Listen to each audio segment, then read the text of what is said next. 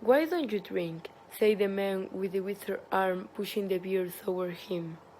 The man with the shade poured off a glassful with a shaking hand, then splashed half as much again to the old table. A monstrous shadow of him crouched upon the wall, and mocked his action, and he poured and drank. I must confess I had scarcely stepped these grotesque custodians.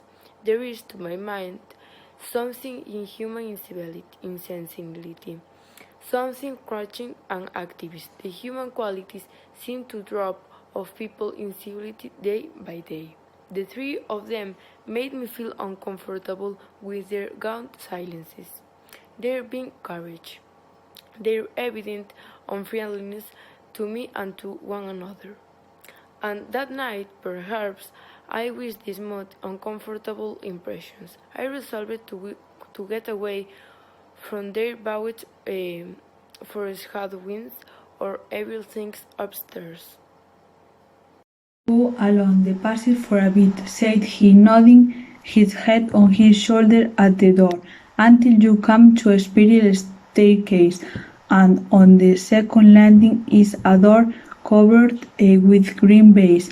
Go through that and down the long corridor to the end, and the red room is on your left up the steps." "Have I got that right?" I said, and respected his direction. He corrected me in one particular. "And you are really going?" said the man with the shade, looking at the cane for the third time with that care and natural tingling of the face. "This night of all nights," whispered the old woman. "It is what I came for," I said, and moved toward the door. As I did so, the old man with the shade rose and staggered round the table, so as to be closer to the others to the fire. At the door I turned on, looking at them, and saw they were all close together, dark against the firelight, staring at me over their shoulders, with an intent expression of their accident face. "Good night," I said, setting the door open. "It's your own closing," said the man with her withered arm. I left the door wide open until the candle was well alight, and then I shut them in, and walked down the chilly, enjoying passage. I must confess that the oddness of these three old pensioners, in whose charge her ladyship has left the castle, and the deep-toned, old-fashioned furniture of the housekeeper's room in which they foregathered had affected me curiously in spite of my effort to keep myself at a matter-of-fact pace. They seemed to belong to another age, an older age, an age when things spiritual were intended to be feared, when common sense was uncommon, an age when omens and witches were credible, and ghosts beyond denying. Their very existence, through is spectral. The cut of their clothing, fashions born in their brains. The ornaments and conveniences in the room about them even are ghostly. The throes of vanished men which still haunt rather than participate in the world of today, and the passage I was in, long and shadow, with a film of moisture glistening on the wall, was as gaunt and cold as a thing that is dead and rigid. But with an effort I sent such thought to the right about. The long, draughty, subterranean passage was chilly and dusty, and my candle flared and made the shadows cower and quiver. The issues ran up and down the spiral staircase, and a shadow came sweeping up after me, and another fled before me into the darkness overhead. I came to the wide landing and stopped there for a moment, listening to a rustling that I fancied I heard creeping behind me, and then, satisfied of the absolute silence, pushed open the unwheel, baize-covered door and stood in the silent corridor. The effect was scarcely what I expected, for the moonlight, coming in by the great window on the grand staircase, picked out everything in vivid black shadow or reticulated silver illumination. Everything seemed in its proper position. The house might have been deserted on the yesterday instead of 12 months ago. There were candles in the sockets of the sconces, and wherever dust had weathers on the carpets, or upon the polished flooring was distributed so evenly as to be invisible to my candlelight. A waiting stillness was over everything. I was about to advance and stopped abruptly.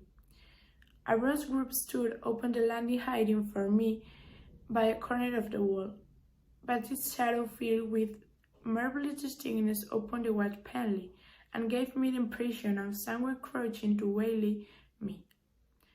The thing jumped upon my attention suddenly. I stood rigid for half a moment, perhaps. Then, with my hand in the pocket to hold the revolver, I advanced, only to discover again in it an eagle, glistening in the moonlight. That instant, for a time restored my nerve, and a dim porcelain Chinaman on a buhl table, whose head rocked as I passed, scarcely startles me. The door of the red room and the steps up to I were in shadowy corner. I moved my candle from side to side in order to see clearly the nature of the recess in which I stood. Before opening the door, here I was, thought I, that my predecessor was found, and the memory of that history gave me a sudden twitch of apprehension. I glanced over my shoulder at the black garnet in the moonlight and opened the door of the red room rather hastily, with my face half turned to the pallid silence of the corridor. I entered, closed the door behind me at once, turned the key I found in the lock within, and stood with my candle ahead and off, surveying the scene of my vigil. The great red room of Lorraine Castle, in which the young Duke had died, or rather in which he had begun his dying, for he had opened the door and fallen headlong down the steps I had just ascended. That had been the end of his vigil, of his gallant attempt to conquer the ghostly tradition of the place, and never, I thought, had apoplexy better served the ends of superstition. There were other and older stories that clung to the room, back to the half incredible beginning of it all, the tale of timid wife and the tragic end that cornered to her husband's jest of frightening her. And looking round that huge shadowy room with its black window base, its recesses and alcoves, its dusty brown red. Agents and dark gigantic furniture. On cold will understand the legends that had sprouted in these black corners. It's germinating darknesses. My candle was a little tug of light in the vastness of the chamber. Its rays failed to pierce to the opposite end of the room, and left an ocean of dull red mystery and suggestion.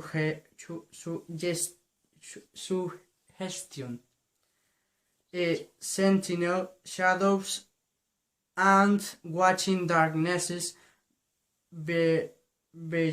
beyond its island of light, and the stillness of desolation brooded over it all.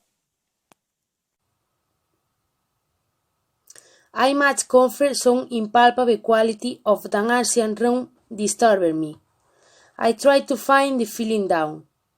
I resolved to make a systematic examination of the place, and so, by leaving nothing to the imagination, dispel the fanciful suggestion of the obscurity before they obtain a hold upon me. After satisfying myself on the frightening of the door, I began to walk round the room, peering round each article on furniture, taking up the balance of the bed, and opening its card wide. In one place there was a distinct aid to my footstep. The noises I made seemed so little than they enough breaking than broke the silence of the place. I pulled up the blind and examined the framing of the several windows, attracted by the fall of a particle of dust. I leaned forward looking up the blankness of the white chimney. Then, trying to preserve my sciencey attitude of mind, I walking round and began tapping the walk, planning for any secret opening. But I disaster before reaching the alcove. I saved my face in a mirror, white. This I put the various knickknacks of China with which the room was sparsely adorned, and lit and placed them when the shadows had a lengthy pest. Some on the floor, some in the window recess, arranging and rearranging them until at last my 17 candles were so placed that not an inch the room but had the direct light of at least one of them.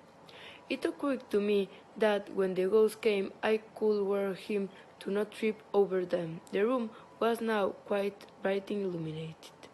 There was something very cheering and reassuring in the little silence streaming flames, and to notice their steady diminution of length offered me an occupation and gave me a reassuring sense of the passage of time. Even with that, however, the brooding expectation of vigil weighed heavily enough upon me. I stood watching the minute hand of my watch creep towards midnight. "This won't do," said I, and first one and then another candle of the mantel-shelf followed. "That's up," I cried with a curved height, not getting into my voice somehow. At that the candle on the corner of the wardrobe went out, and the one I had relit in the alcove followed. "Steady on," I said. "Those candles are wanted," speaking with a half hysterical fascination and scratching away at a match-day wall. For the mantel candlestick, my hands trembled so much that twice I missed the round paper of the matchbox. As the mantel emerged from darkness again, 2 candles in the remote end of the room were applied. But with the same match I also lighted the larger mirror candles, and those are the floor near the doorway, so that for the moment I seemed to gain of the excitations.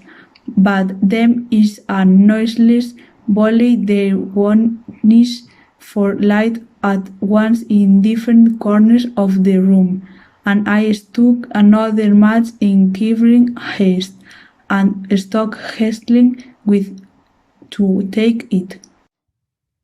As I stood undecided, an invisible hand seemed to sweep out the two candles on the table.